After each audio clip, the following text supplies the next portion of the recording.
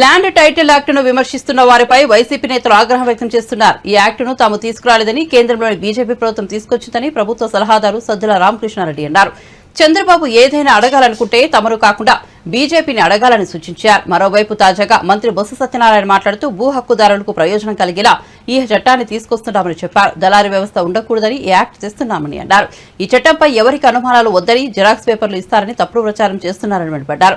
ఎన్నికల కోడ్ లేకపోతే ఈ తప్పుడు ప్రచారం చేస్తున్న వారిపై కేసులు పెట్టేవారమని చెప్పారు. ల్యాండ్ టైటిల్ యాక్ట్ను చట్టం చేయాలని రాష్ట్రాలకు, కేంద్రపాలిత ప్రాంతాలకు కేంద్రం సలహాలు, సూచనలు చేసిందని తెలిపారు. పాస్పోర్ట్ ఆఫీస్ ఉంది, పాస్పోర్ట్ ఇస్తారు. పాస్పోర్ట్ ఎవరు స్క్రూటినీ చేస్తారు చెప్పండి? ఒక ఒక సంస్థ టీచర్ సంస్థకి ఇచ్చి వాళ్ళు స్క్రూటినీ చేసి ఆ తర్వాత పాస్పోర్ట్ అథారిటీ ఆఫీసర్కి వెళ్ళి ఆయన వచ్చి వెట్టింగ్ చేసిన తర్వాత అప్పుడు పాస్పోర్ట్ ఇష్యూ చేస్తాడు.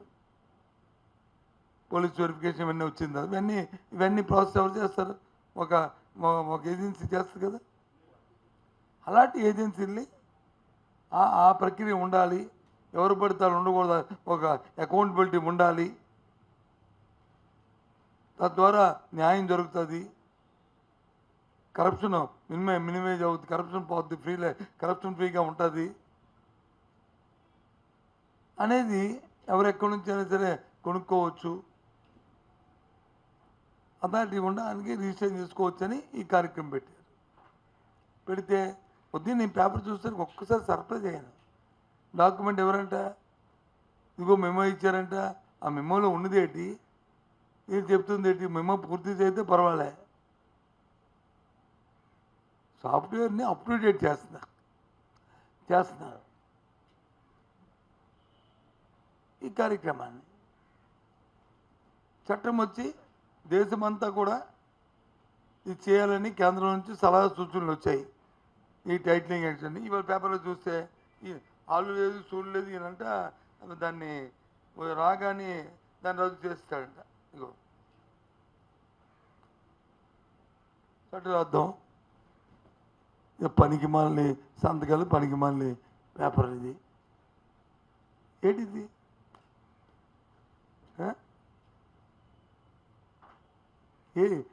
ఏం చేద్దాం అనుకుంటున్నారు అసలు మీ ఉద్దేశంలో? ఈ వ్యవస్థని, దీన్ని ఈనాడు పత్రికన రామోజీరావుని చంద్రబాబుని కలిసి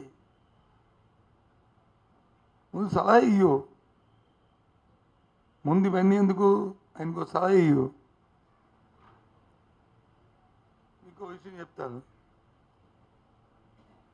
ఈ దేశ రాజకీయాల్లో జగన్మోహన్ రెడ్డి అనే వ్యక్తి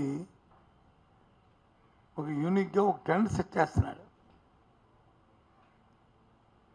ఆయన 5 సంవత్సరాలు చేసిన పరిపాలన, ఈ 5 సంవత్సరాల్లో 2019లో ఆయన ఇచ్చిన మేనిఫెస్టో, మళ్ళీ 24లో మళ్ళీ ఇచ్చిన మేనిఫెస్టో దేశ రాజకీయాలకు కొత్త రైట్ని తీసుకొచ్చింది. ఏదైతే అధికారంలో ఉన్న వాళ్ళు 100 పేజీలు. ఇది ఎవరిది? చంద్రబాబు నాయుడుది మేనిఫెస్టో 2014. ఎన్ని పేజీలు ఉన్నాయి చూడండి, ఎన్ని పేజీలు ఉన్నాయి?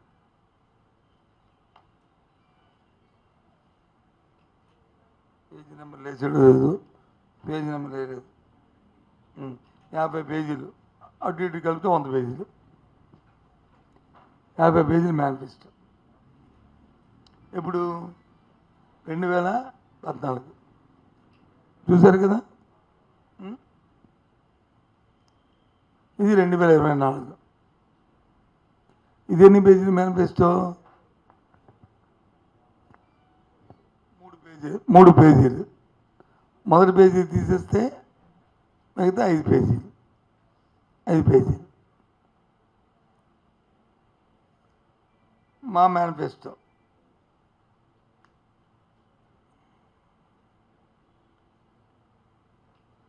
2019లో 4 పేజీలు మేనిఫెస్టో, మళ్ళీ ఆ 4 పేజీలను కలుపుకొని మేము ఇంకో 8 పేజీలు. అంటే మా మేనిఫెస్టోకి వచ్చేసారు వీళ్ళు. అంటే జగన్మోహన్ రెడ్డి గారు ఏదైతే ఆలోచన చేసి నిబద్ధతతో చేయాలని ఓ నిజాయితీతో ఈ రాష్ట్ర రాజకీయాలు తీసుకుని మార్పేటి తెలుసా ఈ మేనిఫెస్టోలే. అవునా కదా? ఎందుకు 50 పేజీలు 100 పేజీలు వేయలేదు అంటే ఏదైనా చెప్పిందే చేయాలి, చేసిందే చెప్పాలి తప్ప బాగోస్ మాటలు చేసి ఇవి చేస్తే ఇప్పుడు నమ్మడు.